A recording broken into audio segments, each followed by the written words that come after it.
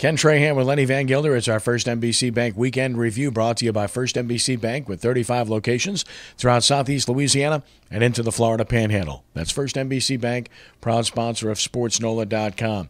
All the hoopla dying down after the Kentucky Derby was won by Nyquist. 8th win in 8 races, and might we have another Triple Crown possibility on our hands? This looks like a great horse.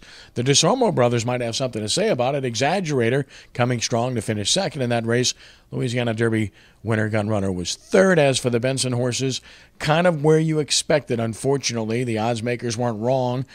Both were positioned well, and bottom line was that they just didn't have enough horse. Well, I think Mo Tom could have made a move. Could he have run down Nyquist? I don't know. Got himself in trouble again. But look, you're dealing with a 20-horse field and you're dealing with a deep closer. That's to be expected. That you're not, it's like trying to drive 60 miles an hour in 5 o'clock traffic. If you want to equate it to something, that's what it's trying to do, and you're not going to do that all the time. Sometimes it might work out for you, but a lot of times it's not. Let's see. I would not be surprised to see one or both of these horses again at some point during the Triple Crown. Perhaps not. Maybe they take a break and give it a shot for later in the summer. You got a lot of big races coming up in the summer. But look, the Derby and the attention that it brought to New Orleans, with what the Bensons have been able to do in a very short period of time in the racing game, and in the state of Louisiana for that matter. You mentioned the DeSormo brothers. Steve Asmussen spends his winter at the fairgrounds. He's won the training title in New Orleans 13 times. Ran third. That's the one thing missing from his resume. He hasn't won the Derby. He'll get there one day. He's too good of a trainer and deals with too good of a horse stock not to do that at some point.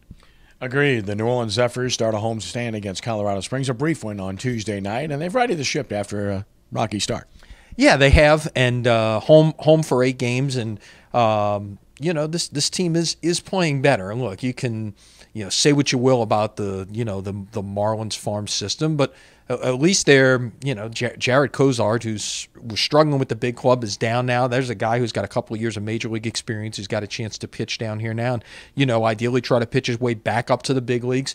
So chance to go out and it's getting into we're full into baseball season now, but now that school's starting to end for some people, a chance to get on out and check out some action on Airline Drive. Congratulations due to Delgado for beating Baton Rouge Community College in their best-of-7 series in 6 games, and they move on once again. They will host this year. It's the one chance for the Region 23 champion once every 5 years to be able to host the South Central District Tournament, a super regional, if you will, if you want to compare it to what goes on in the NCAA level. That will be about a week and a half from now at Kersh-Rooney Stadium, with the champion out of Oklahoma and the champion out of Missouri both coming here to New Orleans. The winner of that going to the JUCO World Series. Delgado has gotten there the last 2 years on the road. Now they'll have a chance to do it at home. Good weekend for college baseball teams in the area.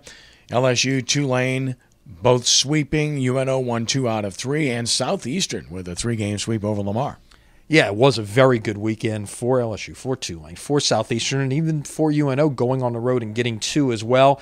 Right now, and I mean, if you want to throw UL Lafayette in the mix and based on what they're doing, you got 4 teams sitting in the top 40 of the RPI. I don't understand the early polls coming out in LSU and Tulane creeping up.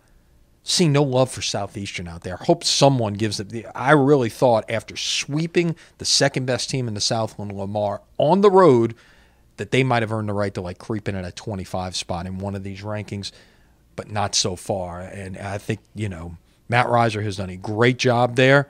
May not even be the coach of the year in his own league, may not even be the coach of the year in his own state, because you can't take away from the job what Blake Dean has done at UNO in his first year and really, getting things headed back in the right direction on the lakefront.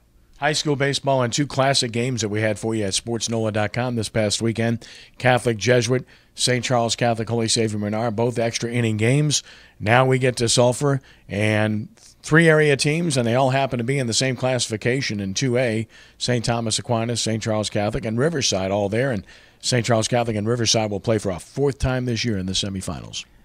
Yeah, and they've the last 2 meetings, and when they met at a tournament early in the year, and then the 2 district meetings, which happened in a 3-day span. We had one of them on WHNO and SportsNOLA.com last month. But what was interesting to me, and both of those games were won on the last at bat.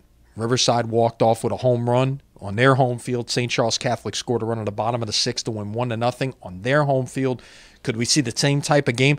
You know, they both won in dramatic fashion to wrap up their trips to the semifinals on Saturday. So yeah, this could be a really good one on Friday afternoon in Sulphur. It's a shame. These schools are 3 miles apart down Airline Highway, and they got to drive 200 miles to go play each other. So the way it goes, they're there, they're happy, they're looking forward to it.